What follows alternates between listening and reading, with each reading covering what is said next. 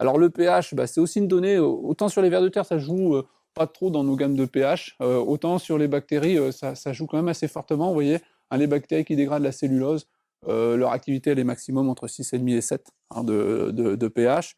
Les bactéries qui interviennent dans le cycle de l'azote, c'est autour de 7 hein, qu'on a le maximum de potentiel. Et voilà, j'avais mis la carte de la région pour dire que ben, chez nous, on est quasiment tout le temps au-dessus de 7,5, 7,75, on est enfin, en moyenne, hein. Donc on a quand même des pratiques de surcholage bon, qu'il faudrait essayer un petit peu de revoir, quoi, hein, pour pas être aussi haut, parce que finalement, il y a plus d'intérêt, comme je disais tout à l'heure, par rapport à l'abattance, qui était un peu la commande et le pilotage initial, c'était surcholé pardon, pour contrer les problèmes de battance. Et bon, finalement, on induit d'autres problèmes liés aux disponibilités de phosphore, d'oligo-éléments, et puis voilà, peut-être aussi les bactéries, elles sont peut-être pas non plus à l'optimum dans ces pH-là. Bon. Elles vont survivre hein, parce qu'elles sont costauds quand même, les bactéries. Donc voilà, petites illustrations à gauche avec un profil, voilà, un sol, voilà, comme on dit, grumeleux. Alors, on a beaucoup de déjections de vers de terre hein, dans l'horizon de surface sous cette avoine en interculture. Donc là, on a un état structural excellent. Et puis à droite, alors, on a un exemple de ce qu'on peut trouver derrière une chicorée hein, après un blé hein, à l'automne. Hein, donc ça se voit peut-être pas très bien, mais là, vous avez un bout de racine de chicorée qui est coupé et tout autour, on a un petit halo gris-bleu, hein, qui sont un petit peu la vase. Et tout ça, c'est des signes d'engorgement, des signes d'anoxie qui sont très très faciles à repérer dans les sols. Hein. C'est des mauvaises évolutions des matières organiques qui sont mises en condition d'anaérobie, et donc là, bah, ça ne fonctionne pas bien. Et du coup, bah, voilà, on revient sur la discussion d'éviter les enfouissements, ou en tout cas les enfouissements en mauvaises conditions des matières organiques, bah, ça fonctionne pas bien, la dégradation. Donc on avait dans un de nos essais de travail du sol, c'est celui de Thion. Donc Thion, c'est à côté de Valenciennes, c'est pas très loin d'ici. Hein. Donc l'essai, il avait démarré en 2003 avec du blé, je pense, et en 2007, on a eu donc on a fait un blé, une betterave, un blé, une pomme de terre. Hein, et donc ça, c'est une photo qui a été faite au printemps 2008, donc dans un blé qui suivait des pommes de terre. Et donc, c'est des mesures de carbone microbien. Donc, carbone microbien, c'est une analyse un peu particulière. Il faut le faire, je dirais, quand le sol voilà, fonctionne, quoi. Enfin, en dehors des périodes trop sèches, trop chaudes ou trop complètement gelées. Hein. Et cette analyse du carbone microbien, en fait, on va faire une biofumigation au chloroforme de l'échantillon de sol. Hein. Donc, il faut emmener un échantillon frais hein, au laboratoire. Il faut l'acheminer sous colis, je veux dire, isotherme, assez rapidement, pour ne pas perturber la vie du sol. Il ne faut pas congeler l'échantillon, donc c'est un petit peu particulier. Et donc, on va doser le carbone qui est dans les bactéries et les champignons du sol. Donc là, comme on avait un essai, dans l'essai, on comparait du labo et du non-labo avec des compactages ou uniquement des chômages.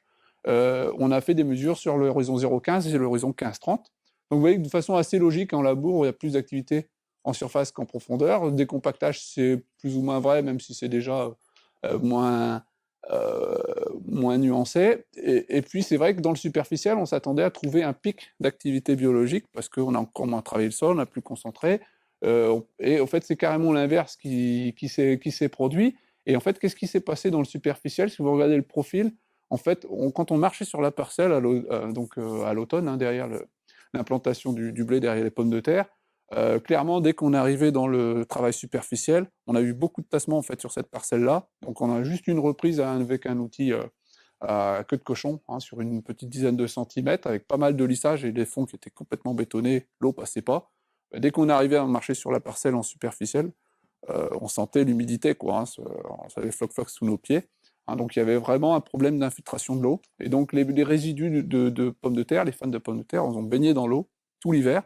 Et ça a complètement plombé, hein, je dirais, la vie du sol, quoi. Hein, donc la vie du sol, voilà, je pense qu'on va pas faire le truc à l'avance, mais plutôt que voilà, des poux de miracle, je pense que c'est surtout des bonnes conditions de milieu dont elles ont besoin. Et donc un sol qui est complètement gorgé d'eau, ça peut pas fonctionner, quoi.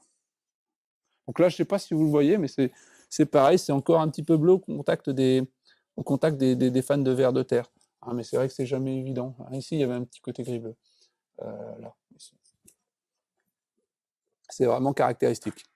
Alors, sinon, hein, globalement, en général, ce qu'on peut attendre hein, du non-labour, hein, dans nos 4 essais qu'on a en pluriannuel, hein, donc toujours les analyses de 2012, hein, vous voyez que après, on va dire 5 à 16 ans de non-labour, on a le 100%, c'est la référence labour, hein, d'accord? Les valeurs, elles sont en dessous d'ailleurs. Vous voyez que ça, c'est les teneurs en carbone microbien par kilo de terre sèche. Vous voyez qu'on a augmenté, hein, les biomasses microbiennes dans les modalités non labourées, hein, que ce soit d'ailleurs en décompactage ou en superficiel. Hein, on les a augmentés de l'ordre de 50, enfin de 25 plutôt, 25 à 75% pour les sels plus anciens. Par contre, dans l'horizon profond, bah, on les a diminués, mais de l'ordre plutôt de, on va dire, de 5 à 20%. Donc finalement, au global, on a quand même plus comment dire, d'activité microbienne, hein, et de bactéries de champignons dans ce sol-là, quand il est en non-labour que quand il est en labour, dans les 4 essais. Si on cumule les petites pertes en fond et qu'on cumule les gros gains en surface, voilà, le bilan est positif, quoi, au niveau de ce critère-là. Après, qu'est-ce que ça nous a apporté en même temps, à part une meilleure stabilité structurale pour les cultures de printemps, où le blé, c'est pas toujours évident, hein, quand on voit ah oui, vous voyez la photo de juste avant, hein, vous voyez que c'est quand même bien croûté, hein. Bon, là, on est en 2007, on n'a que 4 ans d'historique, mais malgré tout, bah, de la terre fine, puis de là-haut, c'est difficile de protéger ça, quoi. Donc, même s'il y avait 4-5 ans de non-labour, en 2007, ça n'avait pas suffi à bien protéger la modalité non-labour avec l'activité biologique. Bon, voilà. Donc, voilà, un bilan positif. Alors, ça, c'est des résultats d'essais qui voilà, qui viennent un peu d'ailleurs, hein, je veux dire. Hein, pour illustrer toujours ce même sujet de la biomasse microbienne, on s'aperçoit que le système de culture, il pèse, hein, sur la biomasse microbienne. Donc, en clair, une rotation de culture à gauche, c'est moins bien qu'une rotation incluant des prairies temporaires, et c'est moins bien qu'une prairie permanente. Hein. Et après, une fertilisation organique est meilleure qu'une fertilisation minérale, parce que toujours cette idée de ramener de la nourriture et du carbone dans le sol. Hein. Donc en résumé, un couvert végétal plus ou moins permanent, hein, ou au moins des intercultures pour combler les manques, et puis des fertilisations organiques bah, sont favorables. Les restitutions carbonées, bah, ça c'est des essais qui ont 20 ans de pratiques différenciées, où en monoculture de maïs, en haut, on avait retiré les cannes ou remis les cannes. Hein. Voilà, ce n'est pas des situations réelles, mais c'était pour illustrer. Le fait de restituer les tiges, hein, de maïs, ça a permis d'améliorer la biomasse microbienne. Des pailles, pareil, hein, soit on les brûle, soit on les enfouit.